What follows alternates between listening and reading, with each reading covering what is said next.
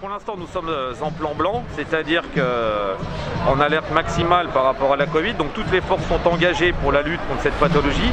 Donc les services fonctionnent pour accueillir un maximum de personnes dans les meilleures conditions. Cependant, la CGT a décidé de faire une manifestation pour montrer aussi que tout ne va pas bien, que la situation depuis 2019 n'est toujours pas réglée à cause notamment des politiques de santé qui nous ont affaiblis depuis plus de 13 ans, qui font fuir les professionnels. On manque de professionnels, il y a un désamour des métiers de soins et on tire la sonnette d'alarme au niveau des élus, au niveau de la population, parce que à part ce soutien de l'opinion publique, on ne sait pas comment faire. Il n'y a plus de solution. Nous n'avons plus de marge de manœuvre sur le terrain. Les personnels, après 2 ans de pandémie, sont épuisés. On tient parce qu'on est soignant, mais de toute façon, on tient jusqu'à la rupture. Et quand c'est la rupture, c'est l'arrêt maladie ou la démission. Alors justement, vous venez d'expliquer le contexte. On comprend pourquoi vous n'êtes pas nombreux dans la rue, hein, les soignants, le personnel hospitalier. Mais vous disiez le soutien de l'opinion, il est théorique, hein, parce que là, il n'est pas là en tout cas. Effectivement, il est théorique, hein. On nous a applaudi pendant de longs mois tous les soirs. Cependant, ce qu'on aimerait, c'est aussi que la population s'inquiète et s'occupe de son système de santé qui est en train de tomber, ni plus ni moins. L'hôpital public est en train de tomber, donc c'est quand même quelque chose qui est quand même profondément vital pour une société, un service de santé. Donc il y a un moment, il y a un réveil sociétal à avoir sur qu'est-ce que nous voulons en tant que nous usagers de l'hôpital pour notre futur, parce que là on arrive à un système qui est à bout de souffle. Concrètement, on est confronté vraiment à un manque de personnel. On se rend compte que depuis la crise du Covid, beaucoup de soignants, de collègues sont partis, un grand nombre ont été suspendus, d'autres ont vraiment changé de métier. On a le sentiment d'effectuer un travail un peu déshumanisé.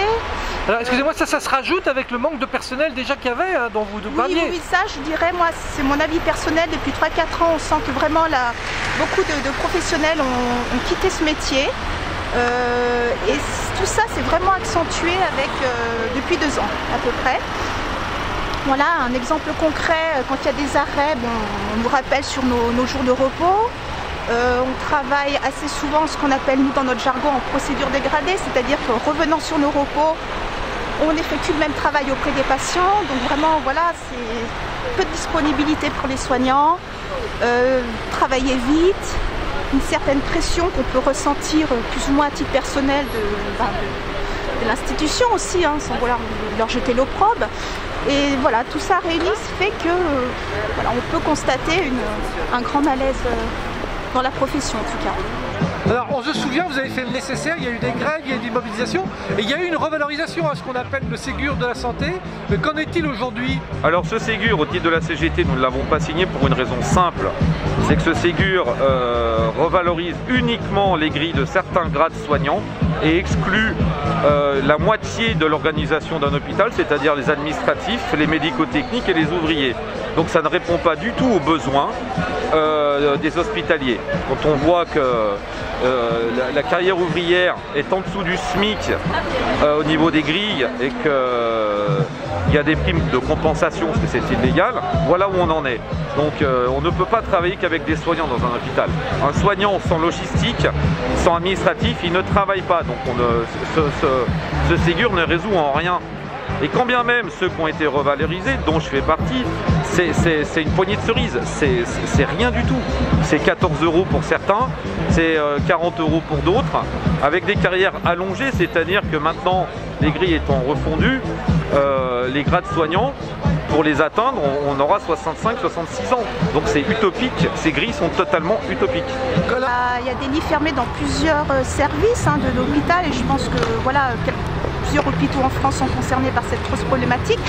C'est que concrètement parlant, les lits sont là, ils sont faits, les draps sont dessus, ils sont prêts à accueillir les patients, mais pour des raisons sécures, puisqu'on manque de soignants certains moments, certains jours, et bien on bloque les entrées, puisqu'on ne peut pas assurer des soins dans de bonnes conditions.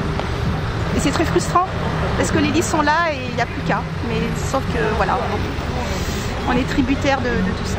Alors on voit qu'il n'y a pas beaucoup de soutien de l'opinion publique, mais il y a quelque chose qui court dans toute la ville et puis dans toute la France. C'est comment vous faites pour tenir au bout d'années et d'années où on dit que c'est plus possible comme ça?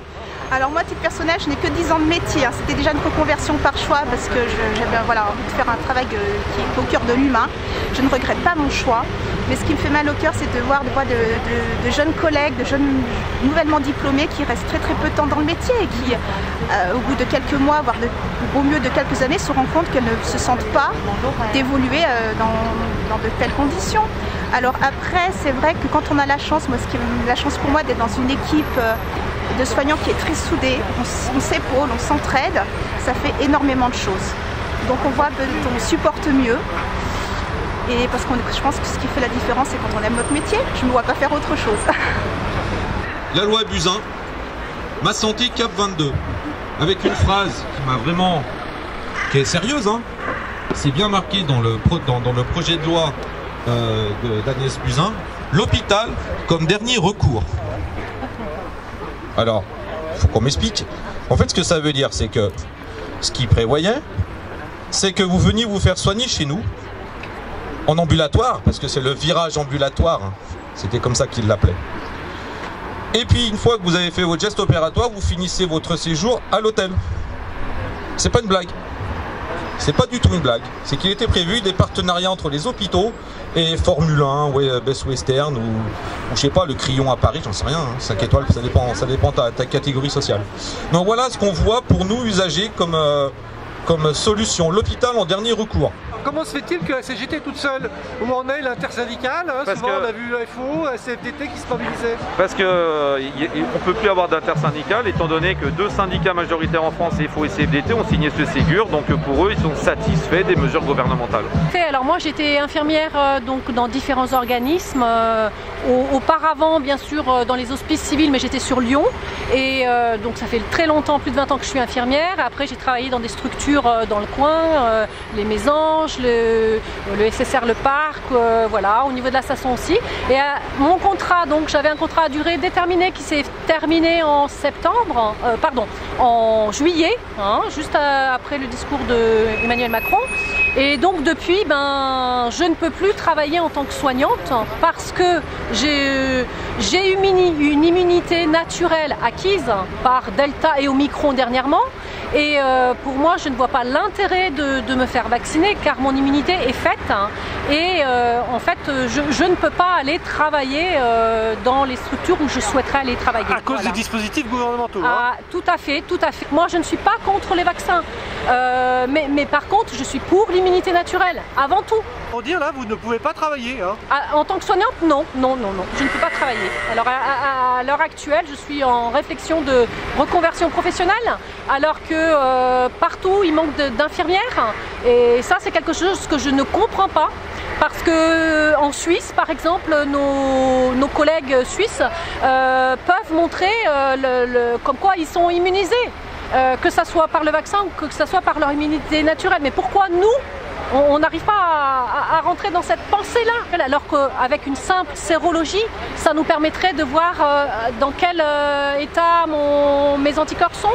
Et voilà. Donc moi, je pense que je suis moins dangereuse que des gens qui sont doublement, triplement vaccinés et qui peuvent continuer à transmettre.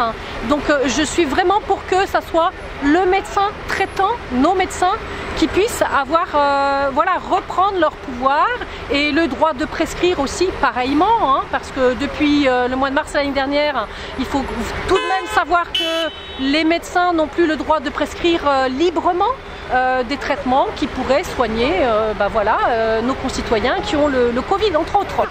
Donc j'appelle vraiment chacun à réfléchir, ça va plus loin qu'un débat vax, anti-vax et tout.